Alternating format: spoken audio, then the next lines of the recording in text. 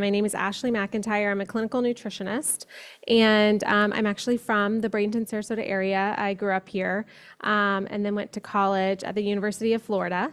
And after college, I was in pharmaceutical sales for about 8 years. And then I had two beautiful children who are now a little more grown and in school and self-sufficient. So I went back to school to get a master's in nutrition, and here I am. So I focus on clinical nutrition is really looking at root cause, how we can use food and supplements to support and elevate your health. My company is called The Elevated Plate.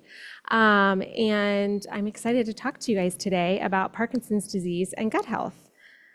I have to change. Oh, yay, it worked. Objectives. So just a quick overview of what I'm going to highlight today. We're going to look at what I'm going to do a little recap on, in general, the types of foods that are beneficial for Parkinson's disease and that have been shown to possibly help slow the disease progression, which is awesome, and foods that have been shown that accelerate disease progression as well. So foods that you can kind of make priorities and maybe foods that you have once in a while. And then we're going to talk about the microbiome, which is in our gut. So I'll do a little education around gut health, whether you have Parkinson's or not. It's important, and how to maintain a healthy gut, and what the research really has shown up to this point about gut health and Parkinson's disease. So, oh, that didn't translate. I'm sorry. There's not a line down the middle, but there should be a line vertically down the middle of that plate. And that's what I call the elevated plate, is that half of your plate is about full of non-starchy fruits and vegetables, lots of color. And then on the other half of your plate, you kind of segment it into two, and I'm very sorry, that did not come through very well, but the other half of your plate should be healthy fats, whole grains and starches, and proteins. So I find that if you were somebody that made food at home every day and plated every single meal, that might be helpful, but I don't think that is realistic for most of us. Most of us don't eat that way every single meal. Maybe one meal a day is a sit-down plated meal. So what I talk to most of my clients about in terms of elevating their health is focusing on what I call the critical four. So protein, fat, fiber, and color. So if you can include those at each of your meals, some protein, a little bit of fat, fiber, usually for fruits and vegetables, or it could even be like flax seeds or chia seeds, and then color kind of enhances anything if you haven't gotten enough fruits and vegetables on your plate. The reason that I like clients to focus on these is because it's blood sugar balancing. And when we have peaks and valleys in our blood sugar, that's what causes inflammation over time. So that's kind of my generalized elevated plate that I like clients to focus on. So more specifically for Parkinson's disease, the specific foods that we would want to translate in supporting Parkinson's symptoms and slowing disease progression would be fiber-rich foods. My next slide, I have a laundry list of foods highest in fiber, so that you can either write a few down that you like, or I have a list in the back of the room. If you want to provide me with your email, I'd be more than happy to email it to you. So fiber is really important in our diet, and we'll talk more about that later with gut health. Omega-3 rich foods are really important to include for helping support slowing the disease progression for Parkinson's. So that would be like your fatty fish like salmon and mackerel, even sardines and anchovies, and then including things like flax seeds or chia seeds or walnuts in an oatmeal or in something else that you're already eating. If you can include those are high in omega-3s, as well as like hempe and hemp seeds and edamame.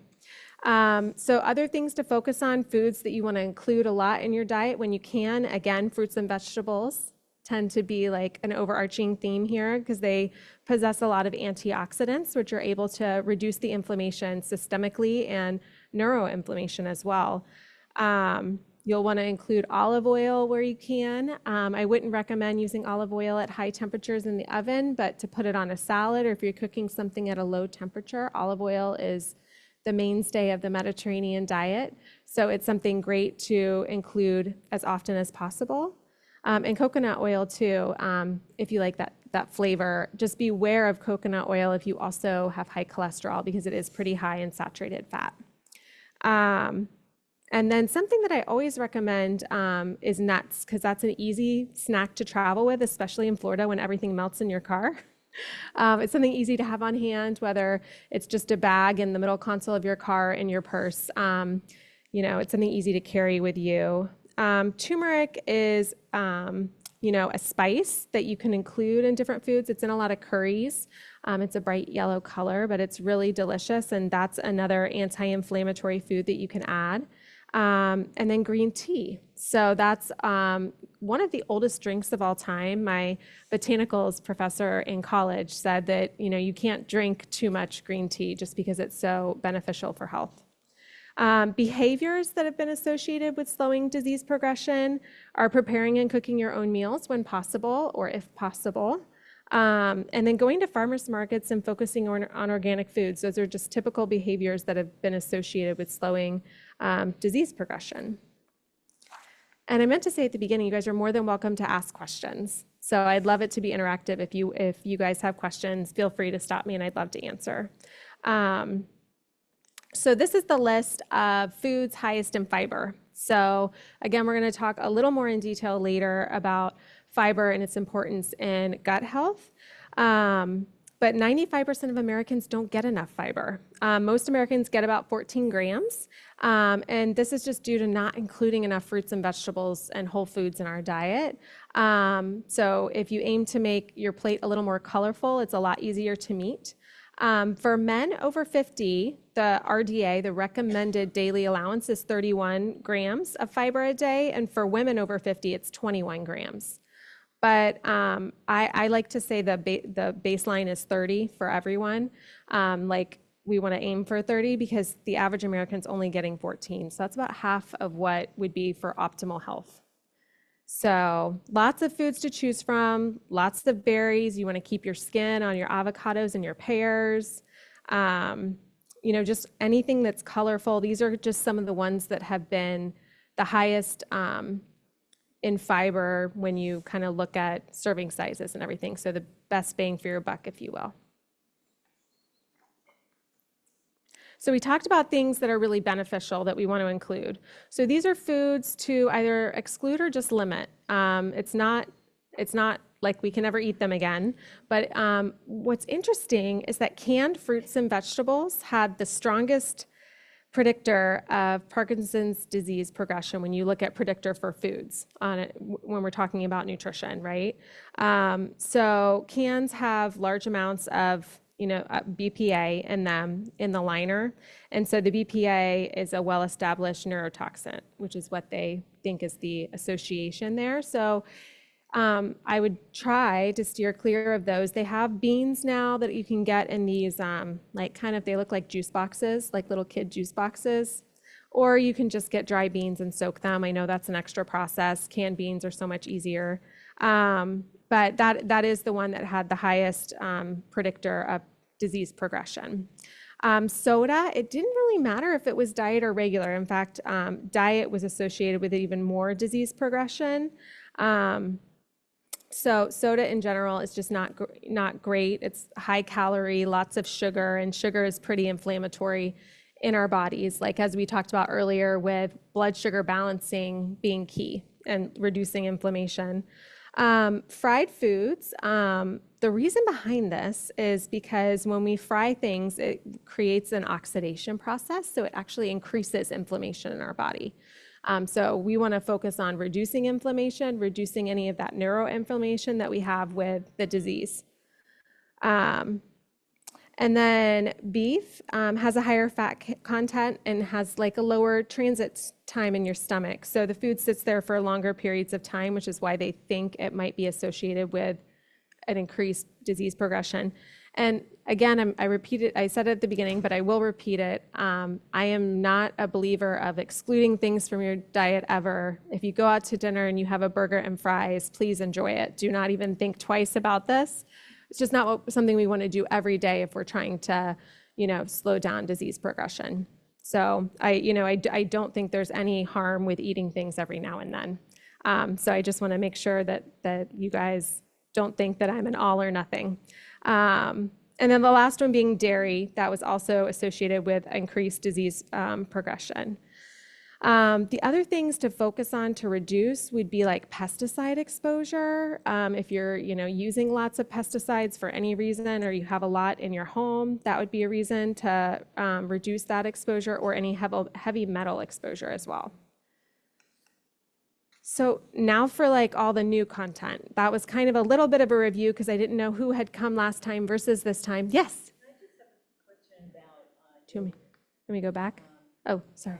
Organic yogurt is something to avoid.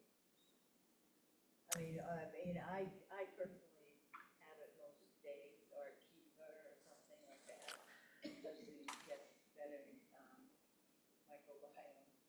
Right, with the, yes. So I thought that would be So specifically for Parkinson's, if we were talking in general, I would say yes, yogurt. But the studies that I've looked into specifically trying to find nutritional related things that are positive and anything that we might want to limit, it said because dairy lowers your uric acid, it is associated with Parkinson's disease progression. So, and it also stated that dairy can be associated with insulin resistance, which is kind of leading to that whole diabetes, blood sugar spikes. So it's just there's a growing body of evidence talking about type 3 diabetes being these neuroinflammatory diseases that we have. It's more related to Alzheimer's disease than I've seen related to Parkinson's, but that's why blood sugar management is so important. But that's just what I found in studies. Yeah. dairy, but not saying milk, but how about almond milk versus cow's milk? So again, if we're talking about Parkinson's disease, I would do almond milk because there's studies have shown disease progression with dairy. Otherwise, it's just really like a personal preference. And if you can tolerate dairy, about 70% of the adult population cannot tolerate dairy because their body can't break it down. And so they'll end up with rashes, acne, GI upset, gut things. But the other 30% that can tolerate it, it is very beneficial for health, just when I look specifically at Parkinson's disease. Which is a bummer, I'm sorry, because it's a great, it's high in calcium, like it checks a lot of boxes. I think I'm going the right way. So this is my anatomy biochem lesson for today. This is your vagus nerve. Your vagus nerve are the main nerves in your parasympathetic nervous system. So this is like your rest and digest state. And what's interesting here, if I can get this little guy to work, oh yay.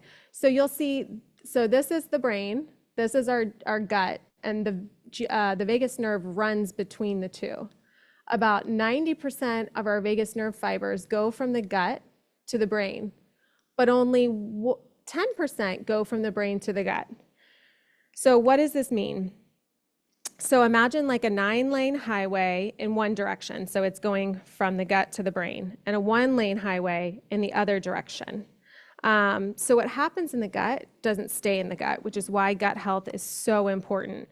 So this is why we're going to be talking a lot about it today. So microbiome, can I get like a show of hands? Do we know what the microbiome is? A little bit? Okay. All right, so the microbiome is simply, and you have them in different places in your body, but today we're going to be talking about your gut microbiome. So it's the bacteria that live like on our intestinal wall. So think of your intestines. In your intestines, there's just good bacteria and bad bacteria that live in your gut. So that's basically what our microbiome is. And there's been so much research on it and how it can be positively, what is in your gut, the good or bad bacteria can affect us overall and our health. So that's why you should care about gut health. Everyone should, not just people with Parkinson's. So our microbiome has about 500 different species of bacteria and about 100 trillion bugs altogether. So when we alter the composition of our microbiome through food or lifestyle, the health of ourselves, we are the host, is altered. So we can do it positively and boost immunity and metabolism, or we can do it negatively and like increase inflammation, or we can decrease inflammation as well. So foods obviously influence our gut and the bacteria that's good or bad in our gut. The bacteria in our gut, they also synthesize vitamins. They help with digestion, balance mood, reduce anxiety. So they play a huge role in our life and in our health. And, you know, what current research shows is that it's still unknown whether Parkinson's disease begins from the gut or from the brain. So we don't really know where it begins, but from the previous slide, you can see that there's a huge 9-lane highway going from your gut to your brain. So regardless of where it starts, the gut definitely plays a role in the health of everyone, not just those with Parkinson's. Diversity is really key, and that's where it comes in to like not eat the same foods every day, like kind of change them up. So if this week raspberries are on sale, buy raspberries this week, but buy a different fruit next week. So the more we can eat diversity, the more diverse our microbiome is. And that's why, you know, people that will take a probiotic and be on the same probiotic for 10 years, it's not harmful. It's just you're probably wasting your money because those bacteria are probably already in your gut and you're not getting any diversity there. So any questions before I move on? All right. So now that we know what the microbiome is and how important it is to human health, how do we maintain a healthy microbiome, right?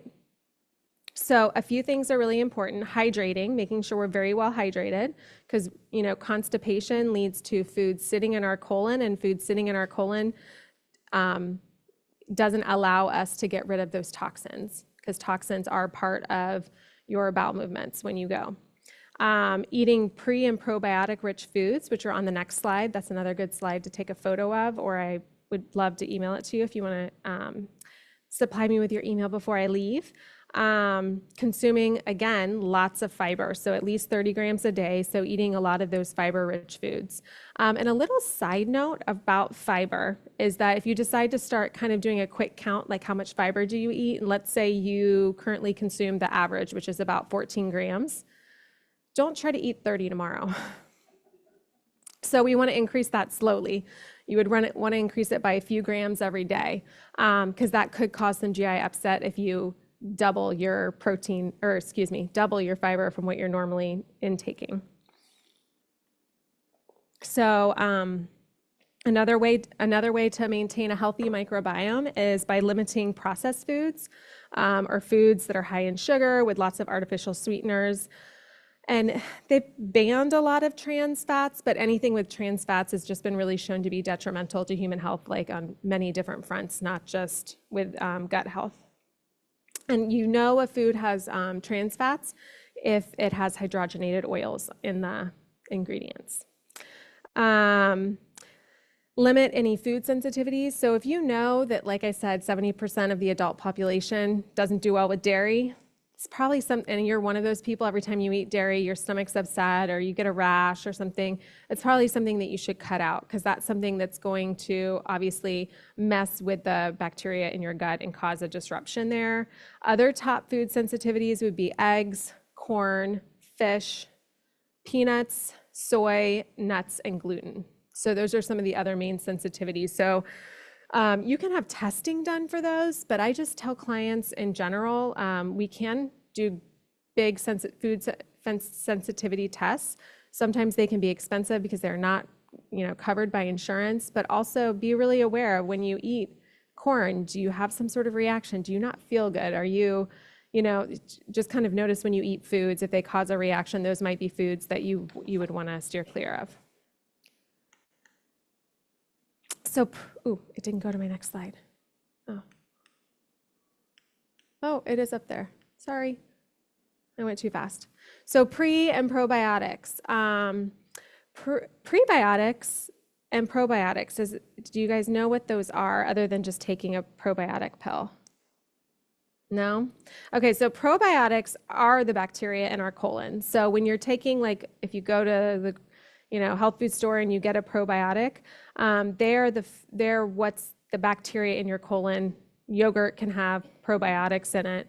Prebiotics are the food that feeds the probiotics. So that's what the probiotics feed on. We want to feed the good bacteria in our gut and eat those things. So here are two lists. Probiotics tend to be a lot of fermented foods. So fermented pickles, think like kimchi or pickles, sorry. Sauerkraut, kombucha, kefir. And then some of the other ones are dairy based at the top. So that might be something you would want to avoid.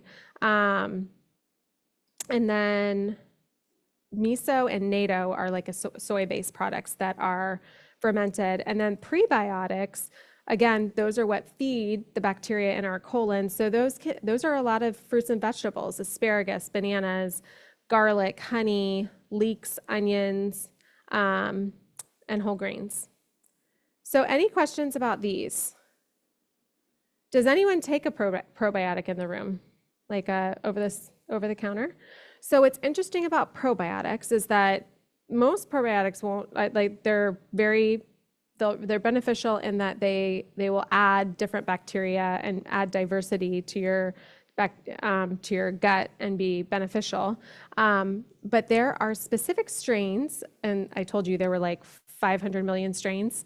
Specific strains have been studied to be beneficial for specific disease states or for managing weight, or there's lots of studies that have been done on them. So I would encourage you to look into what would be a specific strain or specific probiotics that would be beneficial for Parkinson's disease. And you can work with a nutritionist like myself, and we can do research on that together, or talk to your doctor about that, because there are studies that have been done on probiotics specifically for Parkinson's disease and helping support a healthy microbiome to support slowing disease progression. So, and again, if you want this list of pre and probiotics, I have the sign up in the back. So, what do we know about Parkinson's disease and the gut? Like, what do studies show? A lot of this information I just shared is just about gut health in general, and I would talk to most people about that and why it's so important to include fermented foods and non-fermented foods. But what I can tell you from the research is that a lot of the studies that have been done end with the conclusion being more research needs to be done. So there's lots more that needs to be done in terms of how to support gut health with Parkinson's disease. But really consuming a high quality diet may address some of the inflammatory issues of having more bad bacteria than good, which is called dysbiosis. So when you have overtake of bad bacteria versus your good bacteria, that's inflammatory. So eating a high quality diet can help this with Parkinson's disease patients and possibly provide some sort of disease protection against disease progression. So in terms of dysbiosis, evidence does suggest that dysbiosis directly promotes Parkinson's disease progression. So that's why we want to make sure that we have more good bacteria than bad. You're not ever going to get rid of all the bad. We just want to have more good than bad. That's the goal. And then in terms of a healthy diet, like I said earlier, alterations in the gut microbiome through a healthy diet may contribute to slowing down disease progression and prevent some its progression speeding along. In terms of probiotics, some probiotics have been shown to exert antioxidative effects, or in layman's terms, like lowering inflammation with Parkinson's disease through improving like our cellular energy and reducing some of those Parkinson's disease related consequences. So the probiotics that were found to do that were strains of bifidobacteria and lactobacilli. So those are two that I would look at. Within bifidobacteria and lactobacilli, there are thousands of strains. So it's not like that specific one. Normally there's like a 4-digit or 5-digit numbers that comes after it that's very specific as to what strain would work well. And then, I put up here a Western diet. So a diet that is high in fat and high in sugar, that is considered a risk factor for most degenerative diseases such as Parkinson's. And so they're correlated with the development of Parkinson's disease. So the more we can eat an elevated plate, like we talked about earlier, half of it being fresh fruits and vegetables, the other half you'll have your protein, your fat, and your whole grains. And then really focusing on the gut-brain axis. Although targeting the gut-brain axis, that vagus nerve that I showed you a photo of, cannot directly halt disease progression, dietary interventions are able to change the gut microbiome, which could improve your diseased, prognosis. So what questions do you guys have about nutrition or gut health as it relates to Parkinson's or just in general? You guys have been a quiet bunch I today. have a question. Oh, hi. I was like, where's that coming from? Sorry. Hi, I'm Joanne. Nice to meet you.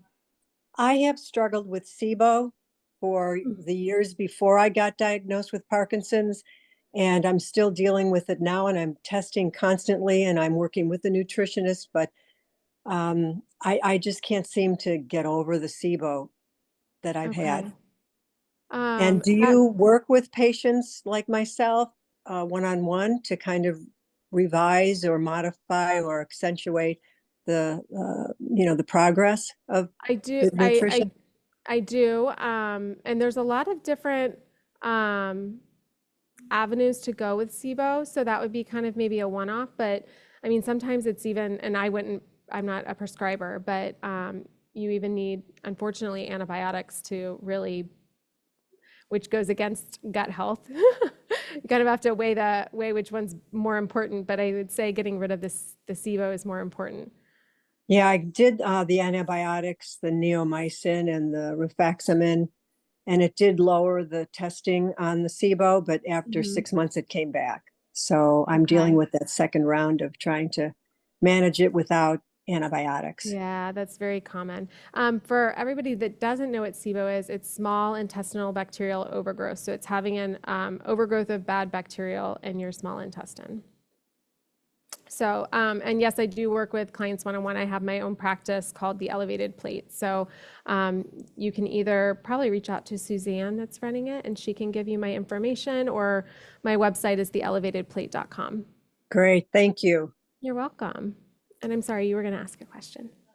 Probiotics. Yeah. The strains, I understand those two particular, but some of them have like thousands of strains versus, some that doctors recommend a line, or I think it is only has 2 or 1. Right. And neither is those two. Is it better to have more strains? I mean, it increases diversity, but I always tell people I don't see a huge benefit in just going to GNC and grabbing one off the shelf. When I suggest probiotics to my clients, it's first, like I use a website, it's called Probiotic Advisor. I pay to subscribe to it, and that team of people, their job is to research like what is the best probiotic for XYZ, whatever you're looking up. So if we were to look up Parkinson's disease, they would have a list of probiotics that are sold in the US and which ones possess the strains that were in the studies, the clinical trials. So part of being a clinical nutritionist is I try to back everything by science. Some of it is, clinical, what has worked for my clients, regardless of research, but most of what I do is just really focusing on scientific research and how we can use that to elevate our health. So you're welcome. Yes, sir. How much water should you drink and what are the fluids count? All fluids count, and a general recommendation is about half your body weight in ounces. So if you're 150 pounds, about 75 ounces a day. What I would say, again, just like fiber, if you are currently only drinking 30 ounces a day and your half your body weight is 75, then I wouldn't drink 75 tomorrow because you're just gonna be going to the bathroom every like 10 minutes. You would want to increase by a cup every 3 or 4 days. But the general recommendation is about half your body weight in ounces, especially in this Florida heat. I can't, it's, you lose way more body water weight sweating in Florida than I think any of us realize. So that's really important this time of year.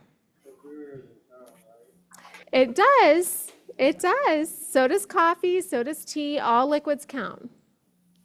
It does. And hydration is, like I said earlier, is very important for the gut microbiome.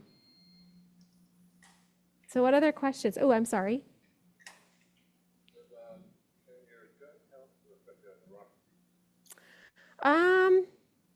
I've never really read into that. I'm not sure, to be honest. Neuropathy can be from like vitamin deficiencies too. There's a lot of things that can manifest, it could be with diabetes. So it would be I'm not sure about gut health and neuropathy though. I haven't seen any data on that. I apologize. Any other questions? Anybody online that wants to ask a question too? I'd like to ask a question. Okay. You were talking about corn and you were saying, I was not understanding what you were saying. Okay, so corn is one of the top food allergen sensitivities. There are like 7 of them, and that was on my slide. Let me see if I can go back to it. On one of the things that you can do. Is that it? Yeah. The things that you can do to maintain a healthy microbiome is basically to, limit food sensitivities. So if there are foods that you are sensitive to or that upset your stomach, that is like a key indicator that you shouldn't be eating them because your body is not tolerating them for whatever reason. So I had said corn because that is one of the top like 7 or 8 food sensitivities that comes up when we do testing. Okay, thank you. You're welcome. Can you show the vagus nerve slide again, please? Yeah, let me see if I can go back. Yes. And again, if you want to reach out to me, my email is ashley@theelevatedplate.com, or you can go to theelevatedplate.com, which is my website. And if you want any more information, or if you wanted to see a specific slide, I'd be more than happy to email that to you. It's all cited, so you can see where it came from and where the information's from in the studies and stuff like that. But I love this. This is something I actually learned after grad school. My supervisor, when I was doing my clinical hours, her specialty was gut and brain health, mental health specifically. And it's just very interesting when you kind of take a deep dive, even into the mental health spectrum, having a good, healthy microbiome. And when you don't, they can correlate that with mental health issues and people that have depression and anxiety. They see dysbiosis, like that bad, larger amounts of bad bacteria than good in the colon, because they talk to each other. Your brain and your gut are not separated. So that's kind of why I love this photo. Anything else? Thank you. You're welcome. It's like crickets in here today. Well, then feel free to take my card, and you can email me, and I'd love to answer your question.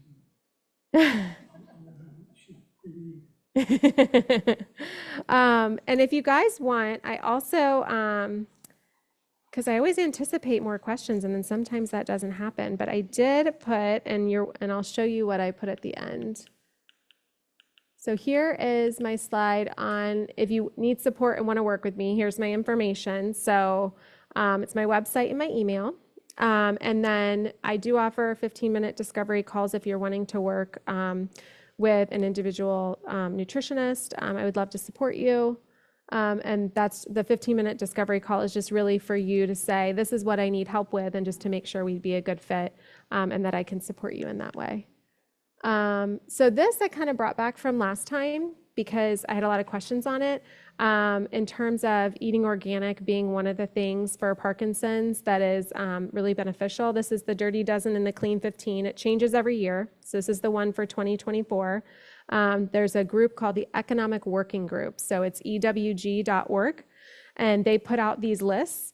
I usually just take a picture and keep it on my phone because I can't remember them off the top of my head. So when I'm at the store, it's a great way to know where if you have the money to spend on organic, where it's actually worth the money and where it's not. So these foods on the Dirty Dozen are the ones that are have been shown this year in 2024 to have the highest amount of pesticides.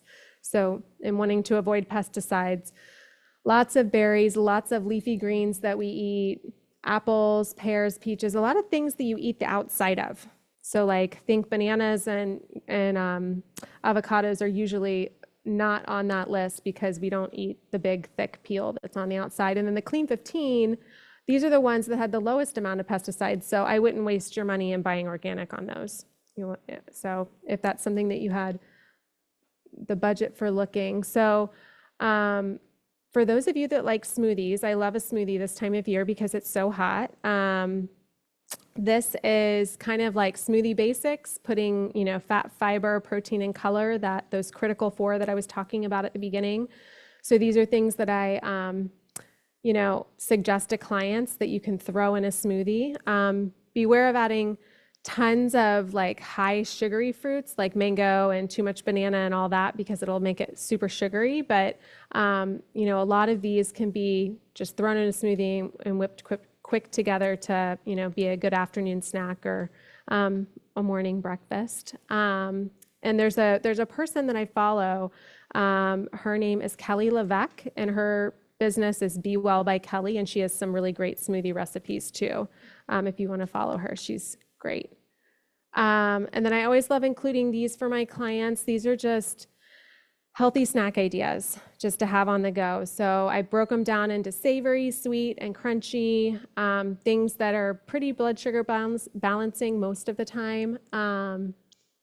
And, in terms of things that can be beneficial for health, but also taste good. One of my favorites is like strawberries or raspberries and chocolate hummus, because you're still getting chickpeas, but it's kind of like having chocolate covered strawberries with a little bit of a healthy spin on it.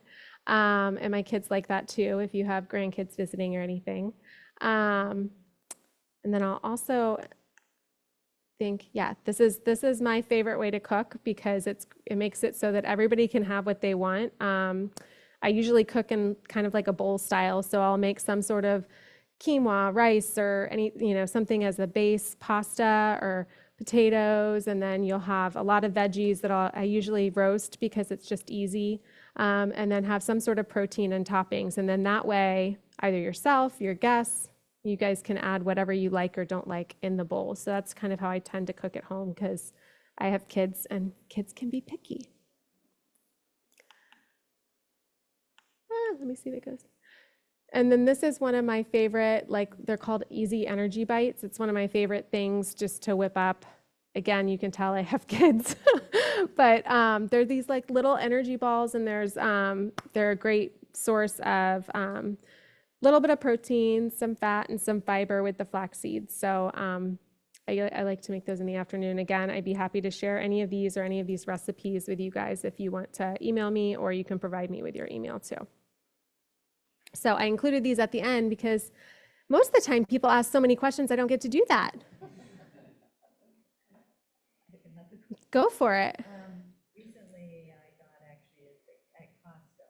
It's a supplement. It's like a vitamin supplement, but whole foods and vegetables in a powdered form, Mhm. And it's organic. And it's kind of the competitors that when they advertise all about those capsules. Yeah. This one has even more. Okay. And then recently, when I was in there was someone demonstrating another product that I guess either the gymnasts or the people that were trained here Yeah. were coming in for that. Oh, So, I mean, I'm a firm believer of whole foods and vegetables instead of regular vitamins. for sure. I mean, Food and first. Yeah. I have a food first approach. Yeah. So, I tend to do that now in the smoothie. Yeah. Yeah, But I'm just saying, because you can't eat that much right. food. I mean, Well, you know, you eat the right foods, but the the volume. And that's, that's a great way to get I'll say the micronutrients from the fruits and vegetables, but the fiber that's so beneficial, you won't get that from that. But you'll get the micronutrients. So I always try to get my clients to eat as many whole foods as possible and just adding in more color because that adds in all of those micronutrients. But if you can't, I mean, it's one of those things that it definitely can't hurt and it might help. You know what I mean?